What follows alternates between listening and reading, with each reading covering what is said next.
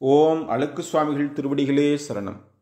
நடக்க இருக்கிற குரு பயிற்சி ஐப்பசி மாதம் 30ஆம் நாள் 15/11/2020 ஞாயிற்றுக்கிழமை அன்று இரவு 9:36 வாக்கிய கணிதப்படி குரு பகவான் தனுசு ராசியிலே இருந்து தன்னுடைய நீச வீடாய் இருக்கக்கூடிய மகர ராசிக்கு பிரவேசம் செய்கிறார்.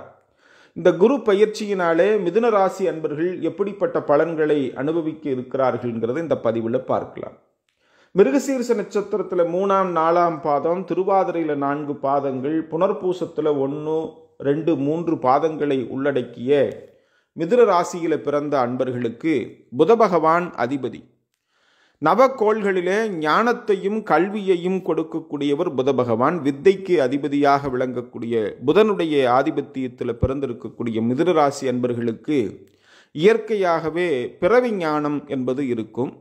பலருக்கும் வழிகாட்டக்கூடியவர்களாக விளங்கக்கூடியவர்கள், இனிமையாக பேசி ஏராளமான நண்பர்களை பெற்றிருக்கக்கூடிய மிதுன ராசி அன்பர்கள் எந்த காரியத்திலும் நேர்த்தியையும் நிதானத்தையும் கடைபிடிக்கக்கூடியவர்களாக இருப்போம்.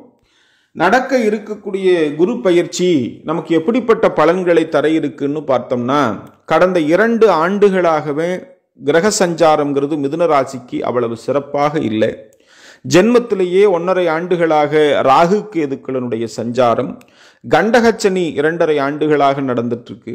இப்படி பல விதத்திலையும் தொழில் ரீதியில, உடல் ஆரோக்கியத்தில் மன நிம்மதி இல்லாமல் இருக்கக்கூடிய மிதுன ராசி அன்பர்கள் இப்ப நடக்கக்கூடிய குரு பயிற்சியினால அஷ்டம குருவாக குரு பகவான் மறையறாரேன்னு நினைச்சு கவலைப்பட அவசியம் இல்லை. மறைந்த குரு நிறைந்த நிதின்னு சொல்லுவாங்க. குரு பகவானுடைய ஸ்தான பலத்தை விட குரு பகவானுடைய பார்வைக்கு கோடி பலம் உண்டு. அப்படி குரு பகவான் அஷ்டம குருவாக மறைஞ்சாலும் கெட்டவன் கெட்டால் கிட்டிடும் யோகம்னு ஒரு பழமொழி உண்டு. நமக்கு மிதுன ராசிக்கு இயல்பாகவே அசுபராக விளங்கக்கூடியவர் குரு பகவான், பாதகாதிபதி. அந்த பாதகாதிபதியாய் இருக்கக்கூடிய குரு நீசமடைவதும் மறைவதும் நமக்கு ஒரு நல்ல ராஜயோகத்தை தர இருக்கிறது. குருவனுடைய பார்வை 7ஆம் பார்வையாக குடும்ப தன வாக்குஸ்தானத்தை குரு பார்க்கிறதுனால கடந்த 2 வருடங்களாக தொழிலில பொருளாதாரத்தில் இருந்த மந்த நிலைகள் எல்லாம் மாறி தொழிலில் நல்ல சிறப்படைவதற்கான வாய்ப்பை இந்த குருவனுடைய பயிற்சியானது மிதுன ராசி அன்பர்களுக்கு தர இருக்கிறது. அதுபோலவே 9ஆம் பார்வையாக சுகஸ்தானத்தை குரு பார்க்கிறார். குருவனுடைய பார்வை சுகஸ்தானம் வாங்கிறதுனால வீடு வாகன யோக சுகங்களை வாங்கி அனுபவிக்கக்கூடிய வாய்ப்புகள் நமக்கு கிடைக்கும். அதுபோல 5ஆம் பார்வையாக விரயஸ்தானத்தை குரு பார்க்கிறதுனால வீட்டில் சுப விரயங்கள் ஏற்படுவதற்கான ஒரு நல்ல வாய்ப்பு அமையும். தடைபட்டு வந்த திருமணம் உள்ளிட்ட வீடு மனை சொத்து சுகங்களை வாங்கி அனுபவிக்கக்கூடிய ஒரு நல்ல வாய்ப்பு இந்த குருவனுடைய பயிற்சியால இருக்கிறதுனால அஷ்டம குருவினாலே நம்ம கஷ்டங்கள் வந்து விடுமோன்னு கவலைப்பட தேவையில்லை. மிதுன ராசி அன்பர்கள் ஓராண்டு காலம் ஒரு ராசியில சஞ்சரிக்க வேண்டிய குரு பகவான் அதுல உதயம், அஸ்தமனம், அதிசாரம், வக்ரகதின்னு சொல்லி பலவிதமான நிலைகளை எடுக்கிறார். அப்படி இந்த ஆண்டு நடக்கக்கூடிய குரு பயிற்சியில அவர் தொடர்ந்து ஓராண்டு காலம் மகர ராசியிலேயே இருக்கிறது இல்லை. ஏப்ரல் மாதம் 10ஆம் தேதி என்று அதிசாரம்னு சொல்லக்கூடிய நிலையை எடுத்து கும்பராசிக்கு குரு பகவான் பிரவேசமாகிறார். கும்பத்தில் இருக்கக்கூடிய குரு பகவான் 15/9/2021 வரை 5 மாத காலம் கும்பத்தில் இருக்கிறார். 9ஆம் இடம் என்பது கும்பராசியாக மிதுன ராசிக்கு வர்றதுனால அந்த காலகட்டம் வாழ்க்கையில மிகப்பெரிய மாற்றங்களையும் முன்னேற்றங்களையும் தரக்கூடிய காலமாக இருக்கும். அதுபோலவே 16/9/2021 25/10/2021 வரை இருக்கக்கூடிய காலத்துல மீண்டும் வக்கரகதியாகி நீசமடைந்து மகர ராசியில குரு சஞ்சரிக்கிறார். ஒரு கிரகமானது வக்கரமடைந்து நீசமடைஞ்சதுன்னா அது உச்ச பலத்தை விட மிகப்பெரிய யோக பலன்களை தருங்கிறது விதி.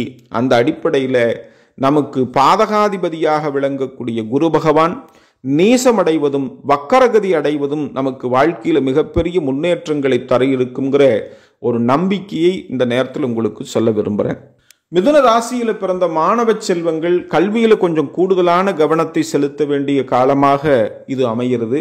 இருந்தாலும் தேர்வு காலம் நெருங்கும் போது குரு பகவான் கும்பராசியில அதிசாரத்தில் சஞ்சரிக்கிறதுனால தேர்வு முடிவுகள் மிகப்பெரிய சிறப்பை தரக்கூடிய வாய்ப்பு, உயர்கல்வியில் சேர்ந்து பெரிய வெற்றி அடையக்கூடிய வாய்ப்பு மாணவர்களுக்கு கட்டாயமாக வந்து சேரும்.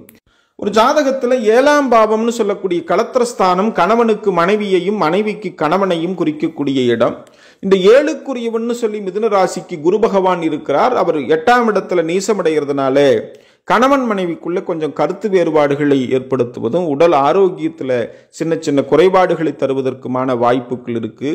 பிறப்பு உறுப்புகள் சம்பந்தமான தொந்தரவுகள் உபாதைகள் வருவதற்கான வாய்ப்பு இருக்குங்கிறதுனால ரொம்ப எச்சரிக்கையாக இருக்க வேண்டிய காலம்.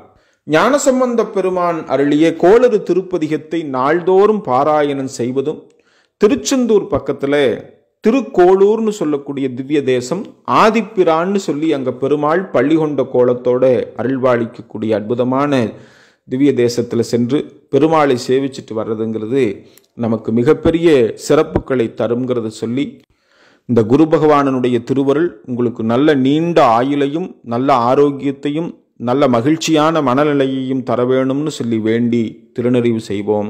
வாழ்க வளமுடன்.